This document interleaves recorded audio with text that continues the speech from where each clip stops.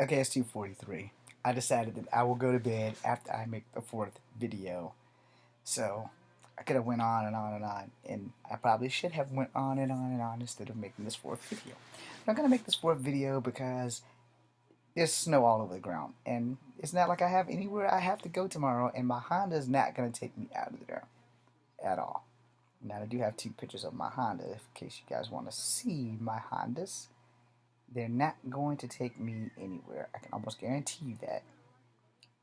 Oh, is that the right one? No, that's me being a crow. And the Comic-Con thing we had when I fell in love with the Cards Against Humanity game. It's also the reason why I bought that brand new white camera. Oh yeah, gotta show you guys some pictures that I drew. Make sure I go the right way first. Alright, so I drew this TMNT. You probably can't see it.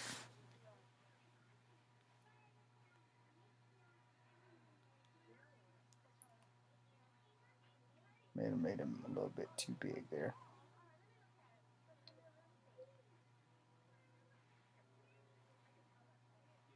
So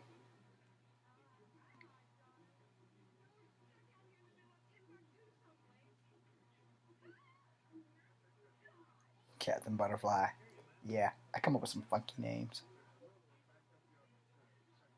She was a Native American.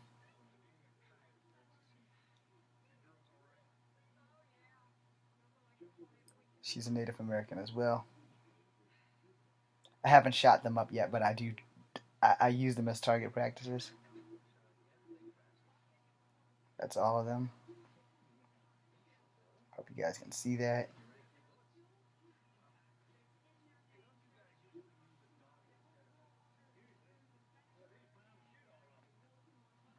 Puts them all together. That's her again. Here I did like some Marvel people and some of my own people. You know, I shoot all these guys up. At least I'm going to shoot them all up when I find them. So you get a good look at some of my drawings. I don't know if you guys can see all of them.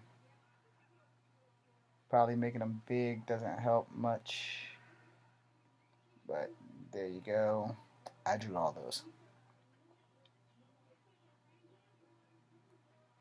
I'm pretty sure I shot some of them up. I won't swear to it. I did draw all those guys. There's more.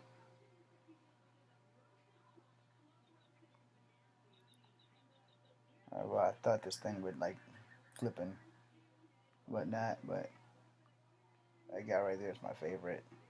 The lion guy. See Batman at the bottom. You see Martian Manhunter. That's another pretty Asian chick that I drew. That was supposed to be Frieza. It's one of the turtles. Don't remember which one I was drawing. My boy Captain America at the top. And Yes Man from the Silverhawks. With the samurai sword, of course. He didn't have that in the actual show. And that's me with my bow. Okay, so I got that out the way. And so you guys see I have a little bit of talent. Yeah, so I'm actually really working on my graphic novel and everything. And some more. All of those guys have been shot all to hell. I don't know if they're going to show up or not on this camera. But they're there. I drew all those guys.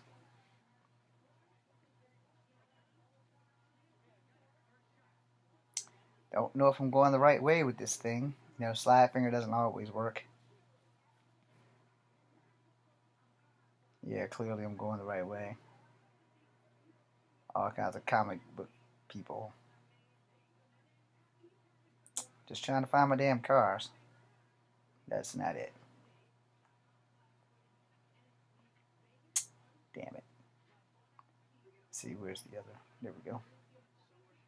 May quite possibly find it. So this video basically is about the comic books. This is the fourth video in the rant of why I became more Marvel and DC and how the racial diversity stuff played a key role in it, and it did. It played a key role in everything because there are never enough colored heroes. There are now, but when I was growing up, there wasn't enough colored heroes, and there were no heroes like me at all. They were of mixed ethnicity. Damn it. Don't you hate when you just like get a mysterious itch? Not jock itch. As you know. There we go.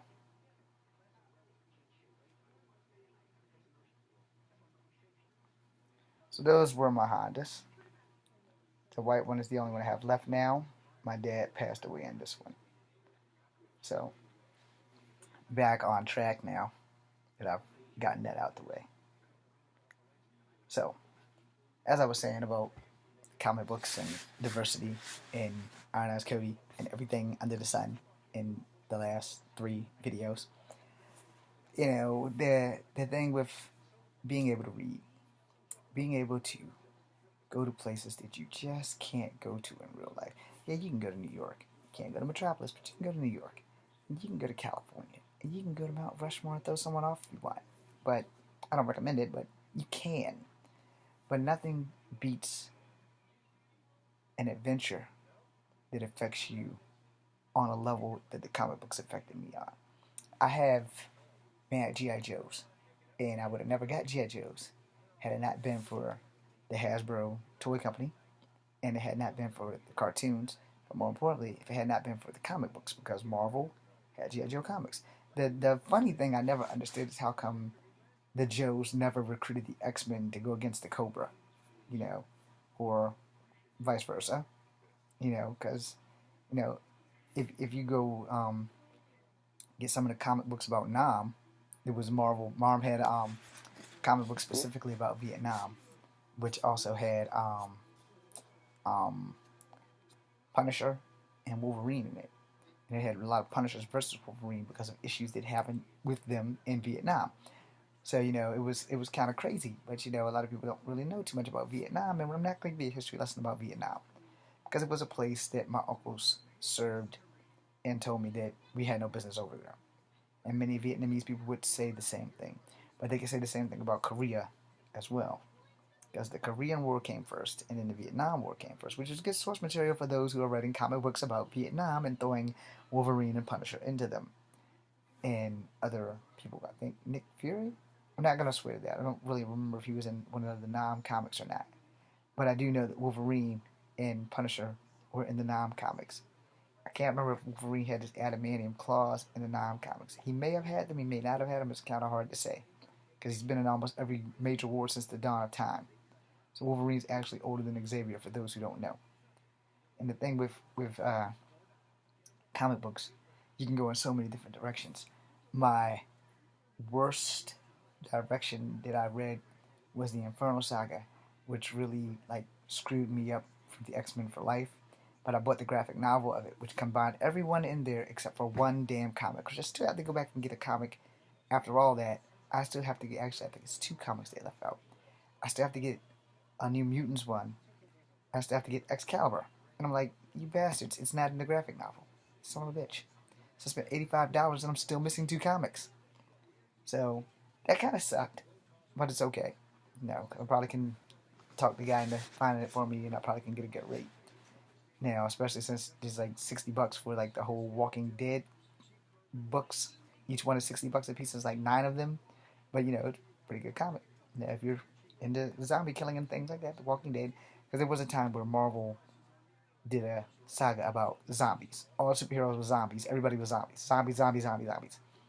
So like I said, I've basically always stuck with Marvel more, mostly due to the diversity and the stories. And even when Marvel fucked up some of the things I liked, I still managed to wind up sticking with them and going back to them. Every now and again, every maybe 2 to 5 years, I will go to a comic store and I will read a Marvel comic like an XMen or whatever.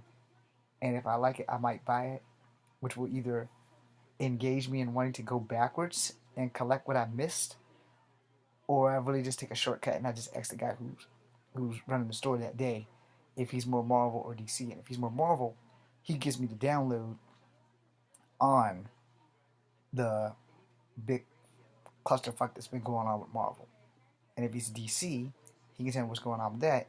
And I don't have to buy them because I'm like, well, if I just ask this guy what's going on, because he has to read them. I mean, he works at the comic store. What else is there to do all day than lose yourself in the fantasy that is Marvel and DC and independent comics? There's like, if you're a comic book fan, there's probably no better job on earth than to work with legends, even though they can't get off the paper that we know of.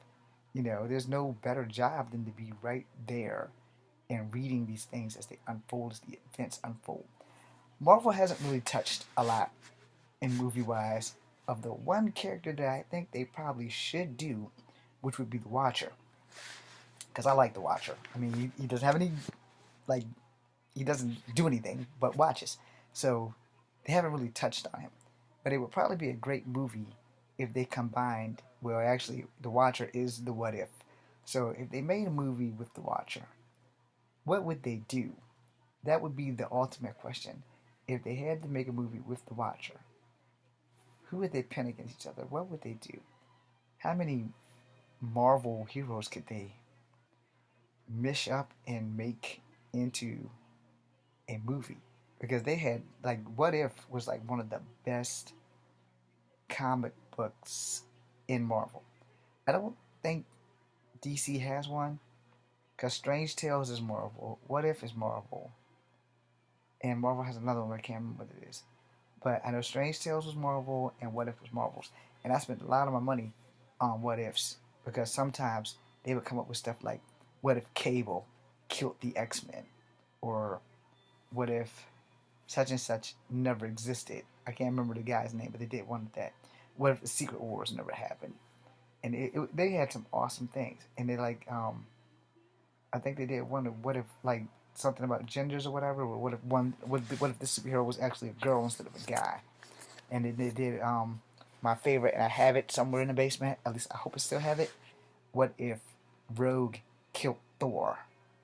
And that was like my favorite one, because she became the goddess of thunder at the end of the comic. And the worst part about that is that she killed Thor. I mean, like, she literally absorbed him into herself. She absorbed most of his soul, the same way she did with Carol Danvers, to become invulnerable, and like completely wiped her brain. And somehow, I don't know how, but Carol Danvers would wind up becoming binary, and then wind up coming back to be Miss Marvel. But yeah, freaking somehow or another, her and Thor get the rumbling. I don't know why they got the rumbling, but they got the rumbling. And Thor was just beating her ass some kind of bad.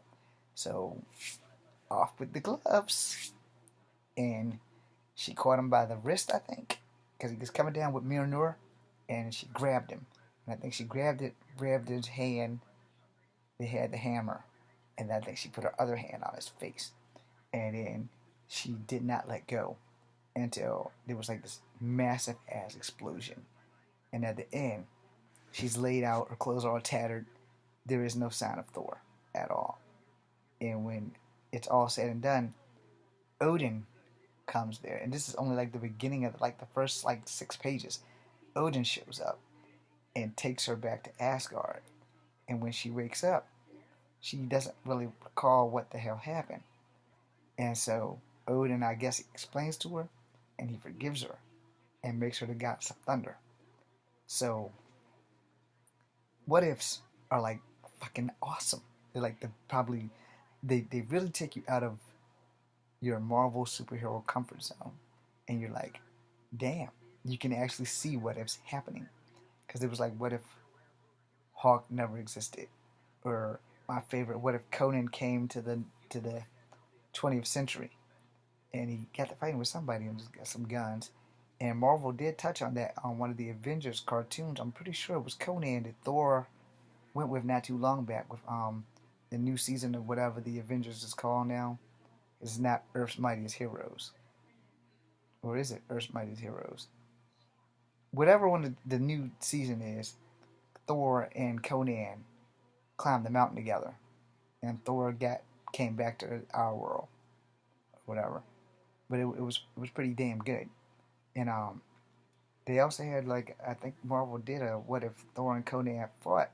I think I might be wrong. I'll have to Google it to recheck it, but I'm pretty sure that they did do that. I don't have the comics, so I have to check it, but I know that that was one. And then Marvel, when they started doing what ifs, they started taking, like, heroes and doing everything under the sun with them. Now this isn't a what if, but the Avengers and the X-Men have fought before. And unfortunately, which I call an utter class of bullshit, the Avengers won. Now, I'm also going to throw another one in there, which I also call utter bullshit. They had the Fantastic Four fight the X-Men, and the Fantastic Four won. And I'm like, what? This is impossible. But apparently it's not, because it happened. And this was like in the late 80s, early 90s, where you rarely got to see heroes really fight heroes, unless it was like a big fucking misunderstanding, which I won't go into Yancey Street, but Hawk and Thing were always fighting, and Thing just likes to fight, and no matter Hawk gets, the stronger Hawk gets, but in the end, Thing couldn't beat the Hawk, and they always had some kind of rumble or whatever. But Ben Grimm's straight from New York, so yeah, he's all about the fight. But Bruce Banner doesn't like to fight, and then that brings me back, since we're on Bruce Banner, when Hawk fought Onslaught, and Onslaught was after every super being that wasn't a mutant, because he was only out to protect mutants, and he pulled Bruce Banner out of the Hawk. It was probably the most awesome shit I've ever read and seen in my life, because no one would ever think that Onslaught would fuck with the Hawk. But Onslaught didn't really go after the gods. He didn't go after Thor or anything. But if you were a superpowered being, like if you were a Captain America, where you didn't get your shit by natural pretenses, Onslaught was fucking you up. Henceforth, the name Onslaught. And the thing with that is that, Onslaught was a bad motherfucker. Kind of found out that he's part Xavier and part Magneto, and I forgot how they stopped him. God, this chick's at, whoa, completely naked. I love the howling. Anyway, so I can finish this off, because this chick really is completely naked. And I'm not gonna show it because I don't think you can have, like, nudity and stuff on YouTube, or well, maybe you can. There seems to be like no boundaries now, because I just seen like some nudity on Facebook not too long ago. I'm like, okay, I didn't know you could do that. Well, anyway, long and short of it is that Onslaught was probably what was leading to the beginning of the end for me of reading comics, because I really was gonna quit reading them after Executioner Song, when we found out that, boom, fuck, Cable has a fucking twin. But he didn't have a twin. It's either a clone or it's Cable from a different dimension. And that threw everybody in X-Men in a clusterfuck, because Strafe shot Xavier.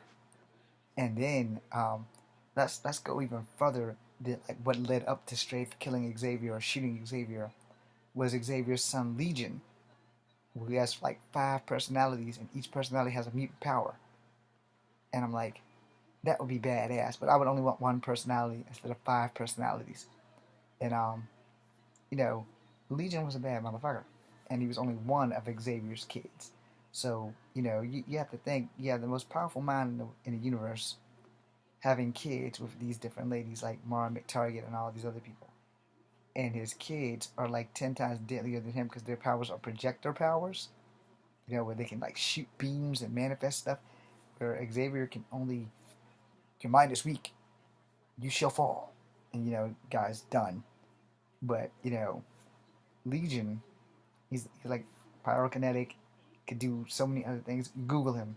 He's one of the coolest superheroes in the X-Men history, but he never ever joined the X-Men. But he was a badass. So I gotta end this on a good note, because I'm at the 20-minute mark. So I'm gonna end this, and this is like the 4th video, and I'll try not to ever, hopefully, have to do this again. Then again, I might, because I love comic books. The X-Men was such an integral part of my life. And I always wanted the toys to come out, and they never would come out. And so my cousin and I would always play with the G.I. Joes. We'd find the G.I. Joes that closely resembled the X-Men, and we would use them. And then when the toys did come out with Toy Biz, thank you Toy Biz, they were like gigantic. So the Sentinels were like not tall enough, but the X-Men were not small enough. Because when you see the comic book, the X-Men are like this big, and the Sentinel's like the size of my head. So the X-Men is like my eye, and the Sentinel is like way up here. And then if you really were into the X-Men, you would know that the X-Men were fighting all these Sentinels until Master Mold had changed shit up on them. Because when the Sentinels first went after Magneto, they were getting wiped out because they were mostly metal, and Magneto is the master of magnetism. Anything metal, he can manipulate. So he usually did. Whenever the Sentinels came, he would just explode them and put them part of the asteroid and all that other stuff for Asteroid M, his base for the Brotherhood of Mutants and all that crap. And then Master Mold got smart. Master Mold decided we're gonna make these damn things out of wood and plastic. And then that's when they fucked up Magneto, which kind of forced a unholy alliance with the X-Men and other mutants because they had to fight these damn Sentinels. I mean, how much plastic can you use to make a giant metal beast to come and kidnap them? But then, when you go into like the comics with Days of Future Past, the thing that the movie left off that really pissed me off is that they did not introduce you guys to Nimrod. Because Nimrod went back in time after Cable. But there was also one after Nimrod who went back after Bishop. So depending on your love of comic books and these naked people on my screen, it's distracting me. You know, Nimrod was the baddest Sentinel that ever was. And Nimrod was a mutant Sentinel. Because he was like an adaptoid where they gave him a mutant power. I forgot. He was like the last thing that Master Mold created in the future or in an alternate universe or alternate timeline where Nimrod was a mutant that also was a Sentinel. But he was a Sentinel basically that was programmed to be a mutant, and he hunted mutants down. Well, anyway, in closing, so I can go to sleep, you know, I'm very thankful that I learned how to read, and I'm very thankful to all comic book creators, characters, and genres. I'm very thankful to Marvel. I'm very thankful to DC. I'm very thankful to Image and Dark Horse. And if there's anyone I left off, I'm sorry, but I'm very thankful to you too. So thank you guys very much, because without comics, I don't know where I would be today, besides without friends. Comic books have saved my life. Comic books and Kung Fu both actually have saved my life. And if it wasn't for comic books, and it wasn't for Kung Fu, God only knows where I would be right now. So in closing, video number 4 about my comic book rant and stuff, and hopefully this stuff will give me a job, because I like burst into so much of a talking spree about this stuff. You know, you'd be amazed at how far a comic book can free your mind. And one more thing before I log off with this. The show Reading Rainbow. If it wasn't for LeVar Burton and Reading Rainbow, I probably wouldn't have been enthusiastic enough to actually try to learn how to read. But reading is amazing, and being able to read is more amazing.